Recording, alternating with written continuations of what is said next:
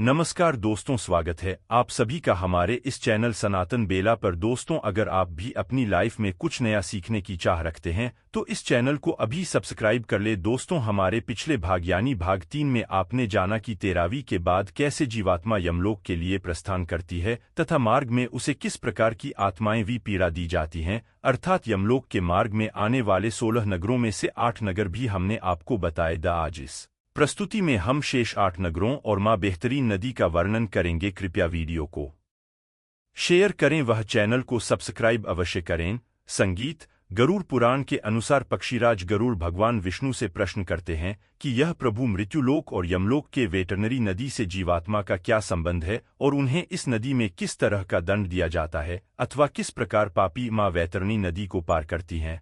संगीत। फिर भगवान विष्णु ने कहा कि 5 मास और 15 दिन हो जाने पर के द्वारा पीड़ित वह प्रेरित उसी विचित्र भवन में उसे माह के श्राद्ध पिंड का उपभोग करता है। भूख के कारण मार्ग में बार बार उसको पीड़ा पहुंचती है। आत्ह के द्वारा मार्ग में विश्राम हेतु रोके जाने पर भी वह उसे मार्ग में विलाप करता है। वह कहता है कि क्या कोई पुत्र या बांधव है जो मेरे मरने पर शोक सागर में गिरते हुए मुझे सुखी नहीं कर रहा है। संगीत। इसी समय वहां पर उसके सामने हजारों मल्लाह आते हैं और कहते हैं कि संयोजन विस्तृत मवाद और रक्त से पूर्ण नाना प्रकार की मछलियों और मगरमच्छों से व्याप्त मां बेहतरीन नदी को पार करने की इच्छा करने वाले तुम्हें हम लोग नदी पार कराएंगे, किंतु यदि उसे मृत्यु लोक में तुम्हारे द्वारा गोदान दिया गया है तभी तुम इस नव से पार जा सकोगे। मनुष्यों का अंत समय आने पर गोदान ही हितकारी होता है। अगर मां वैतरणी नदी को पार करना है तो विद्वान भी नित्य धर्म में रहने वाले ब्राह्मण को गोदान करना चाहिए। गोदान पापी के समस्त पापों को करके उसे विष्णु लोक ले जाता है। जिसने वैतरणी डैन नहीं वह प्रेत उसी नदी में जाकर डूबने लगता है। जो प्रेत जितना पापी होता है उसे निश्चित समय तक मां बेहतरीन नदी में रहना पड़ता है और डूबते हुए स्वयं अपनी निंदा करता हुआ कहता है कि मैंने ब्राह्मण को कभी कुछ डैन नहीं दिया है, ना मैंने अग्नि में आहुति दी है, इन भगवान का जप किया, ना तीर्थ में जाकर स्नान किया है और ना भगवान की स्तुति ही की है। फिर यमदूत उसे प्रेत से कहते जैसा कर्म तुमने किया है अब वैसा ही भोग कर। ऐसा कहने के बाद के कटु परंतु सत्य वचन सुनकर वह प्रेत उसी समय जड़ बुद्धि हो जाता है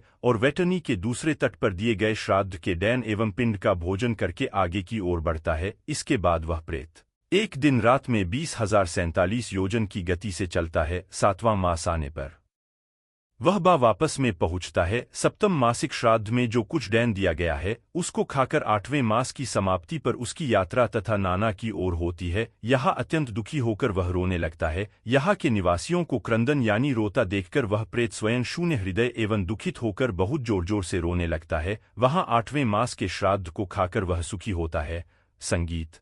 नगर को छोड़कर वह चला जाता है। पिंडदान एवं कराए गए ब्राह्मण भोजन को खाता है। वह रौद्र नगर जाता है। वहां वह 10वें मास के श्राद्ध का भोजन करके आगे स्थित के लिए चल देता है। वहां पहुंचकर वह 11 मास के श्राद्ध का भोजन करता है और वहां मेघना की ऐसी जल वर्षा होती है जिससे प्रेत को बहुत ही कष्ट होता है। आगे की ओर बढ़ता हुआ वह प्रेत अत्यंत कड़कती हुई धूप और प्याज से तड़पने लगता है। श्राद्ध में जो कुछ डैन दिया है उसका ही वह दुखद प्रेत वहां भोग करता है। इसके बाद वर्ष समाप्ति के कुछ दिन शेष रहने पर अथवा 11 मास 15 दिन बीत जाने पर वह पुर जाता है जहां प्राणियों को अत्यंत कष्ट देने वाली ठंड पड़ती है। वहां की ठंड से व्यथित भूख से व्याकुल वह प्रेत इस आशा भारी दृष्टि से 10 दिशाओं को देखने लगता है कि क्या मेरा कोई बंधु बांधव है जो मेरे इस दुख को दूर कर दे। उसे समय यमदूत उसे प्रेत से कहते हैं कि तेरा पुण्य वैसा कहाँ है जो कोई इस कष्ट में तेरी सहायता कर सके। इसके बाद वहां से 44 योजन परिक्षेत्र में फैला हुआ गंधर्व और अप्सराओं से और अत्यंत मनोरम बाहदूर धर्म भीति भवन पड़ता है जहां